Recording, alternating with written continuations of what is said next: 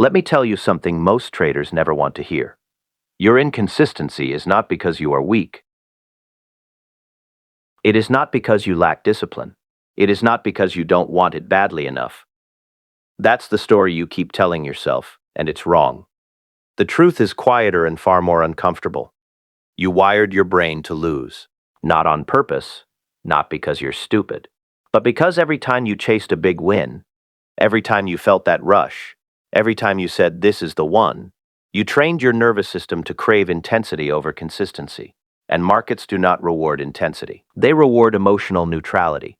Let's talk about Sarah. She wasn't careless. She wasn't lazy. She had a real strategy. She could execute beautifully for a while. Small trades, clean risk, calm execution. Then one day she'd catch a big move, a trade that paid unusually well, and in that moment something would light up inside her. Not confidence, not skill. Dopamine. Her brain would register that win like a jackpot, like validation, like she had finally figured it out. And from that point on, she wasn't trading the market anymore. She was chasing that feeling. The next trade had to feel big. The next setup had to feel powerful. The next day had to match the high, so she sized up. She forced entries. She ignored subtle warnings, and within weeks she'd bleed it all back. Not because she forgot her rules, but because her biology overruled them. That's the part nobody teaches you. When you hit a big win, your brain floods with dopamine. And dopamine feels amazing. But it also suppresses the prefrontal cortex, the part of you responsible for patience, logic, restraint, and long-term thinking. In other words, the part of you that actually makes money. When dopamine spikes, discipline drops. You don't feel reckless. You feel powerful. And that's the danger. Now look at David. Same market, same opportunity. Similar skill level, but David never chased fireworks. He aimed small, almost boring. Modest returns, repeatable edges, no drama. While Sarah rode emotional waves, David built something invisible, neural structure. Every small, disciplined trade he executed reinforced a pathway in his brain. A pathway for patience, for rule following, for calm repetition. At first, it required effort, but repetition changes biology. Your brain wraps repeated behaviors in myelin, a kind of insulation around neural circuits. The more you repeat something, the faster and more automatic it becomes. You don't rise to the level of your motivation. You fall to the level of your wiring. Sarah wired excitement. David wired discipline. One chased intensity, one practiced restraint. And over time, restraint became effortless for him, not because he was stronger, but because his brain supported it. This is where traders misunderstand everything. They think consistency is about trying harder. It's not. Consistency is about what you repeatedly reinforce. If you constantly seek high-risk, high-reward setups, you train your nervous system to crave adrenaline. Small wins stop feeling satisfying. You start needing bigger trades just to feel engaged. That is addiction logic. And addiction logic has no place in probabilistic decision-making. The market does not care how excited you are. It only responds to execution. Small wins feel insignificant, I know. They don't impress anyone. They don't make for good screenshots. They don't trigger ego validation. But they build something far more valuable: identity. Every time you execute a small, rule-based trade, your brain registers it as proof. Proof that you are capable. Proof that you are the kind of person who respects process. Self-efficacy is not built by dreaming big. It is built by stacking small confirmations. After enough of them, something changes internally. You stop hoping to be consistent. You start believing you are. And belief precedes behavior. Sarah believed she was someone who hit big trades, so she chased them. David believed he was someone who executes small edges flawlessly, so he did. Their accounts reflected their identities. And here's the deeper paradox. Big goals often paralyze you. When you say, "I'm going to double this account," your nervous system doesn't feel inspired. It feels pressure. It releases cortisol. Stress increases. Decision quality drops. But when you say, "Today I will follow my plan and capture a small, realistic return," your brain relaxes. The task feels achievable. Execution improves. Small wins release manageable dopamine, just enough to reinforce behavior without hijacking your rational mind. That's how you rewire safely. That's how you make discipline automatic instead of forced. Over time, something powerful happens. Reckless setups stop appealing to you. You don't feel tempted the same way. The chaos that once pulled you in now feels exhausting because your identity shifted. You're no longer trying to be consistent. You are consistent. And when identity changes, behavior follows naturally. You stop obsessing over what other traders claim to make. You stop comparing. You stop fantasizing about massive days. You see your setup, you execute. You wait. You repeat. There is no drama, and that's exactly why it works. Eventually, profitability feels ordinary, not magical, not explosive, just steady. The old voice that asked, "What if I lose control again?" gets quieter because the neural pathways that supported that chaos have weakened. You didn't conquer yourself through motivation. You rebuilt yourself through repetition. And that, not hype, not intensity, not big wins, is how real consistency is born. That VR sign of you no longer excites you. It has faded away, replaced step by the stronger version you intentionally built. The old impulses have weakened, and the disciplined version has taken their place. Now let me explain how you eliminate the outdated version of yourself, the one that breaks rules, chases oversized wins, and sabotages progress. Your brain has a built-in process called synaptic pruning. Think of it as a cleanup mechanism. Your brain constantly evaluates which neural pathways you use and which you neglect. The pathways you repeatedly activate grow stronger. The ones you ignore grow weaker. Eventually, unused pathways are reduced and removed. This is how bad habits disappear, not by fighting them aggressively, but by starving them. When the brain stops using a specific behavioral pathway, it begins to dismantle it. It does this to operate more efficiently. It does not want to waste energy maintaining unnecessary circuits. So if you stop feeding destructive behaviors, your brain will slowly eliminate them. At first, there will be discomfort. You will feel bored. You will crave stimulation. Your mind will urge you to return to old habits. It will tempt you to click, to trade impulsively, to chase excitement. That is withdrawal. But if you stay consistent and refuse to feed those impulses, the intensity fades. The neural networks behind those urges begin to weaken. When Sarah stopped chasing large wins and focused instead on small, disciplined trades, something changed internally. The neural circuits responsible for impulsive behavior were no longer reinforced. Each day she avoided checking lower time frames unnecessarily. That pathway weakened. Each time she refused a revenge trade, the insulation around that behavior thinned. After weeks of not feeding those impulses, her brain began pruning them. The urge to chase faded, not because she constantly fought it, but because the biological infrastructure supporting it was being dismantled. That is how she eliminated the habits she once struggled with. David experienced the same process in the opposite direction. The more he concentrated on higher time frames and modest gains, the more his brain weakened the circuits tied to impatience, fear of missing out, and reckless risk-taking. Those behaviors did not just become difficult. They began to feel unnatural. His brain had dismantled the foundation that once made them possible. This is the real power of synaptic pruning. You do not defeat old habits through force. You defeat them by refusing to reinforce them. When you stop feeding destructive patterns, your brain removes them on its own. This is not motivational language. It is biological reality. Neurons that fire together wire together, but when they stop firing together, they disconnect. Eventually, the old version of you disappears, not suppressed, but dismantled. You already know which version of yourself holds you back. The one that chases big wins? The one that overrides rules? Starve that version. Stop feeding it so it stops distancing you from your goals. Feed the behaviors that align with discipline and consistency. Let the incorrect ones weaken. You stand at a choice. You can continue chasing dopamine, continue aiming for dramatic wins, continue flooding your brain with chemical highs while your rational control shuts down.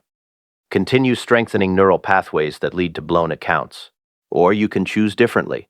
You can aim for small wins. Quiet wins, 0.5% gains, 1% growth. You can allow those modest victories to build neural insulation around patience, rule following, and calm execution. You can let repetition reshape your identity, from someone who chases excitement to someone who executes a system. You can allow synaptic pruning to eliminate the old inconsistent version of you. This is not about hype, it is about brain architecture, and brain architecture is built through repetition. Eventually, Sarah understood this. She stopped pursuing oversized days. She shifted toward small, controlled targets. In the beginning, it felt unrewarding. Her brain craved the intense dopamine surge. But she resisted. After weeks of consistent small wins, something shifted. Discipline no longer felt forced. It felt natural. Her brain had strengthened the correct pathways and weakened the destructive ones. She became different, not because she pushed harder, but because she rebuilt her neural infrastructure.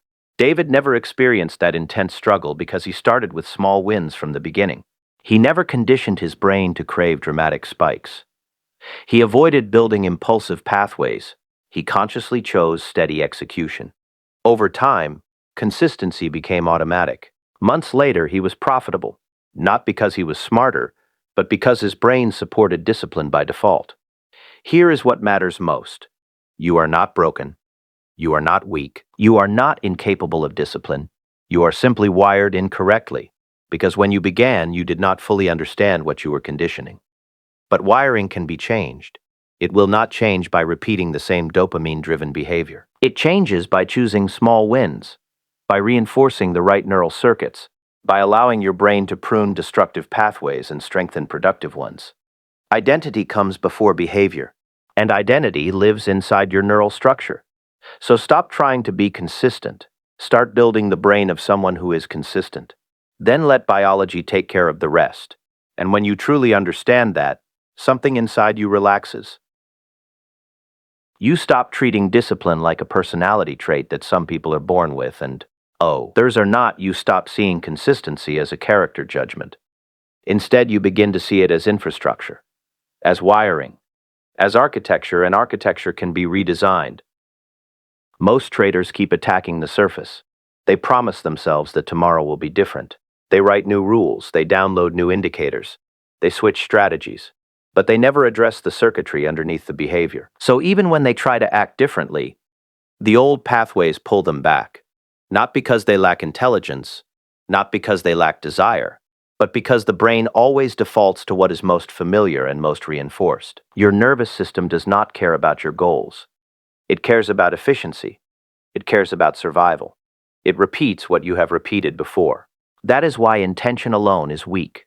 If your brain has been conditioned to associate trading with emotional spikes, urgency, and stimulation, it will continue to seek those states, even if they damage your account. So the real shift begins when you detach trading from emotion entirely. You begin to treat it like brushing your teeth, like going to the gym, like following a recipe. Structured, predictable, calm. You reduce the variables. You define your edge clearly. You define your risk clearly. You define your invalidation clearly. And then you execute without adding drama. At first, this feels dull, almost lifeless. There is no rush, no heroic feeling, no story to tell. But that boredom is a signal. It means you are no longer overstimulating your nervous system. It means you are operating within a regulated state. And regulated states produce better decisions. When your nervous system is calm, your prefrontal cortex functions optimally. You process information clearly, you assess probabilities rationally, you accept losses without emotional collapse, you accept wins without emotional inflation. You remain steady. This steadiness is the true edge. Think about how many accounts are destroyed not by lack of strategy, but by lack of emotional regulation. Overtrading, revenge trading, increasing size after a win, doubling down after a loss. None of these are technical failures. They are nervous systems can be trained. Every time you follow your plan despite wanting to deviate, you are strengthening inhibitory control. Every time you close the platform after hitting your daily target, instead of continuing to trade, you are reinforcing restraint. Every time you accept a small loss without reacting, you are teaching your brain that discomfort is survivable. Discomfort tolerance is a skill, and it is one of the most profitable skills you can develop. Most people run from discomfort. They close trades early because they cannot tolerate uncertainty. They move stop losses because they cannot tolerate being wrong. They oversize positions because they cannot tolerate slow progress. They are not chasing money, they are escaping feelings. But when you deliberately practice small, controlled exposure to discomfort, something remarkable happens. The feelings lose their intensity. Your brain learns that nothing catastrophic occurs when you stick to your rules. The anxiety wave rises and then falls. And each time it falls without you reacting impulsively, the urge weakens. This is neuroplasticity in action. You are not trying to suppress emotion. You are trying to normalize it. Fear will appear. Greed will appear. Impatience will appear. The goal is not to eliminate them instantly. The goal is to stop obeying them. And the more often you refuse to obey them, the more your identity shifts. You begin to see yourself differently, not as someone who struggles with discipline, but as someone who needs motivation, but as someone who follows systems. This subtle self-perception change is powerful. Because once you internalize a trait, you protect it. If you believe you are impulsive, you unconsciously act impulsively. If you believe you are methodical, you begin to act methodically. Identity directs behavior more reliably than goals do. So instead of focusing on outcomes, focus on evidence. Each day ask yourself, did I execute my system? Did I respect my risk? Did I stop when I said I would stop? These questions build identity-based confidence. And identity-based confidence is stable. It is not dependent on whether the market paid you that day. Profit becomes a byproduct. This is the part that feels counterintuitive. When you stop obsessing over money and start obsessing over process, money improves. Because process is controllable, outcomes are not. The market will always contain randomness. There will be losing streaks. There will be unexpected volatility. There will be days when your perfect setup fails. If your identity is tied to winning, those days will destabilize you. But if your identity is tied to execution, those days become neutral data points. You do not spiral. You adjust. You continue. And over months, not days, the compounding effect begins to show. Small percentages add up. Small gains stack. Losses remain contained because you never allowed them to expand beyond your predefined risk. The equity curve smooths out. The emotional curve smooths out with it. Eventually, you look back and barely recognize the version of yourself who needed chaos to feel alive. You realize that what once felt exciting now feels reckless. What once felt boring now feels empowering. Because control is empowering. Stability is empowering. Predictability is empowering. You no longer need the market to validate you. That is freedom. Freedom is not making a huge percentage in one day.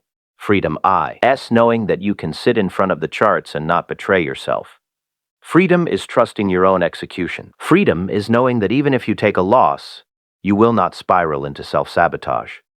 That internal trust is earned through repetition, not through reading more books, not through watching more videos, not through waiting for the perfect strategy, through daily, consistent, unglamorous practice. There will still be moments of temptation. That never disappears completely. But the volume lowers. The impulses feel distant, manageable. And when they arise, you recognize them as old wiring trying to reactivate. You do not panic, you simply do not feed them. Over time, the gap between stimulus and response widens. And inside that gap is choice. That gap is where professionals operate. Amateurs react. Professionals respond. And responding requires space. Space requires regulation.